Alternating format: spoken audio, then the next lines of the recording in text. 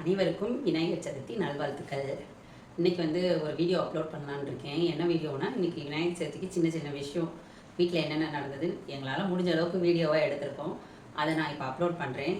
அதை பார்த்து பிடிச்சிருந்தா, உங்களுக்கு பிடிச்சிருந்தா லைக் பண்ணுங்கள், கமெண்ட் பண்ணுங்கள், பிடிச்சிருந்தா சப்ஸ்கிரைப் பண்ணுங்கள். அப்படியே உங்களோட ஆதரவு எங்களுக்கு எப்பயுமே தேவை. உங்களோட ஆதரவை எங்களுக்கு கொடுங்க. நன்றி. வாங்க வீடியோக்குள்ளே போகலாம்.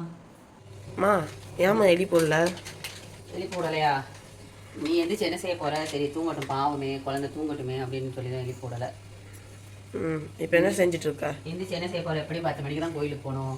கோயிலுக்கு போகிறதுக்கு முன்னாடி எந்திரிச்சு என்ன செய்ய போகிற? அதான் தூங்கட்டுமே குழந்தை, எனக்கோ லீவில் தான் தூங்குது அப்படின்னு. இப்போ வா, இந்த கொலக்கட்டை செஞ்சிட்ருக்கேன். வேறு என்ன வேறு சுண்டல் வச்சாச்சு, செஞ்சாச்சு. அப்புறம் எள்ளூருடை செஞ்சாச்சு. கிச்சன் தான் நாய் போய் கிடக்கு. பாரு கிச்சனை பாரு, கேவலமாக கிடக்கு. இப்போ கொஞ்சம் பரவாயில்ல. அப்புறம் வடைக்கு உளுந்து ஆட்டிக்கிட்டு இருக்கேன், பார்க்குறியா? காலையில் ஒரு சின்னதாக நம்ம விநாயகருக்கு ஒரு பூஜையை போட்டேன். பூஜையை போட்டு குளிச்சுட்டு சாமியை கும்பிட்டுட்டு அப்படியே வா, வெளியே வா. கிரைண்டரில் மாவு ஓடிக்கிட்டு இருக்கு. அவ்வளோதான். பந்து பந்தாக இருக்கா. வடைக்கு ரெடி ஆகிக்கிட்டு இருக்கு. அவ்வளோதான். என்ன இருக்குது வேலை? இன்னும் கிளம்பணும். 10 மணி ஆக போகுது. 9:15 ஆச்சு. கடைன்னு வேலையை முடிக்கணும். அம்மா சொல்கிறா, பிள்ளையார் வாங்கலையா? வாங்கணும். குளிச்சிட்டியா? ஓகே. இதை முடிச்சுட்டு போயிடுவோம். வந்துட்டு செஞ்சோம்னா எரிச்சலாக இருக்கும். முடிச்சுட்டு போயிடுவோம். ஓகேம்மா, முடிச்சிடுவோம். சீக்கிரமாக கிளம்புமா, போகலாம். அம்மா சமையல் முடிச்சிட்டியாம்மா? இதான் முடிய போதுமா. அவ்வளோதான், முடிஞ்சிச்சு. சரி, சுண்டல் ரெடி ஆயிடுச்சு. எங்கள் 1/4 கிலோ கொடுத்து விடுவானா 1.5 வண்டியை ஊற போட்டு வச்சுருக்காரு. இவ்வளோதான் யார் சாப்பிடுவா? ஒருத்தரும் சாப்பிட மாட்டீங்க. வடை அவ்வளோதான். இந்த கொலக்கட்டை ஒரு வீடு முடிச்சு, இன்னொரு வீடு அவிஞ்சிக்கிட்டு இருக்கு. கரண்ட் இடத்துல இந்த அடுப்பே சரியில்லை. நான் முடிச்ச உடனே நான் கிளம்பணும். அவ்வளோதான். அம்மா நீ கிளம்பாம என்னம்மா செய்கிற? கிளம்பவா? கிளம்பிட்டு ரெடி பண்ணோம்னா இது பூரா அழுக்காயிரும். இன்னைக்கு ஒரு சேலை கட்ட போகிறேன். அது என்ன சேலை கரெக்டாக சொல்லியிருப்பாக்கலாம். தெரியாதா? சஸ்பென்ஸ். அதை நான் உடுத்திட்டு சொல்கிறேன். கல்யாண நாள் சேலை கிடையாது. நீ கட் பண்ணி நான் உடுத்தினதுக்கப்புறம் கண்டுபிடிக்கிறேன்னு பார்ப்போம். அம்மா கிளம்பிட்டியா?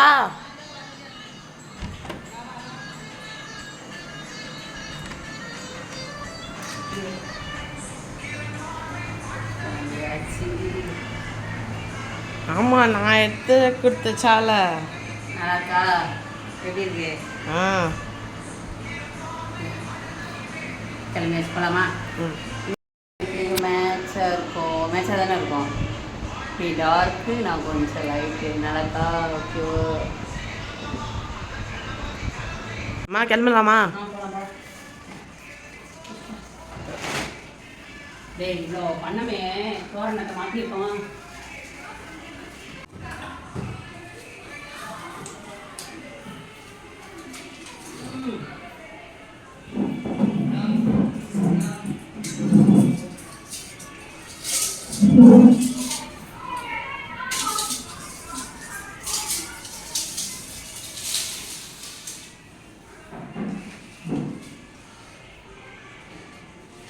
மாயிலை தோரணம் காஞ்சி போனாலும் அப்படியே வாசலில் விட்டுறலாமா.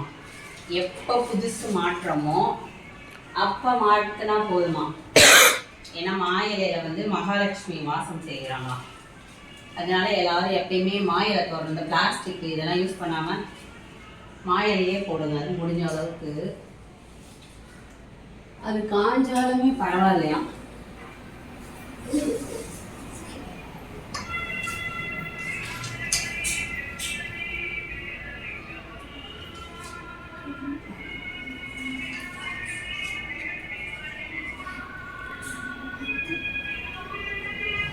காஞ்சதை எப்போ நம்ம புதுசு மாற்றமோ அப்போ காஞ்சதை ரிமூவ் பண்ணால் போதும்.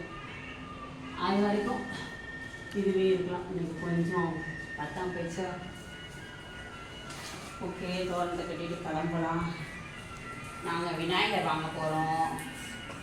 உங்கள் வீட்டில் எல்லோரும் விநாயகர் வாங்கிட்டீங்களா?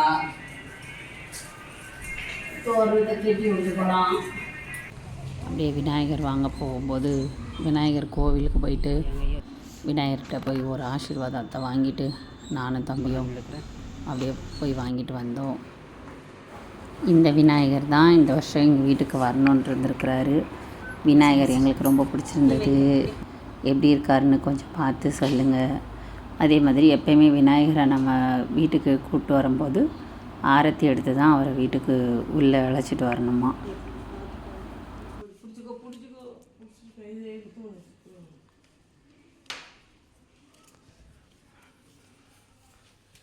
இரு நான் வந்துடுறேன். இரு அவசரத்துக்கு பிறந்தவன் இங்கே போய் கொஞ்ச நேரம் அபிஷேகம் பண்ணுற வரைக்கும்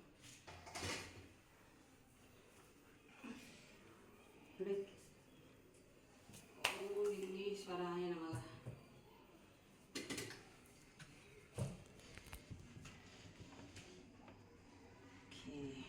ஓம் விக்னேஸ்வராய நமக.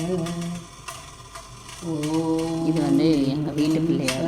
நாங்கள் வந்து வருஷம் அபிஷேகம் எங்களால் எது முடியுதோ அந்த அபிஷேகம் பண்ணுவோம்.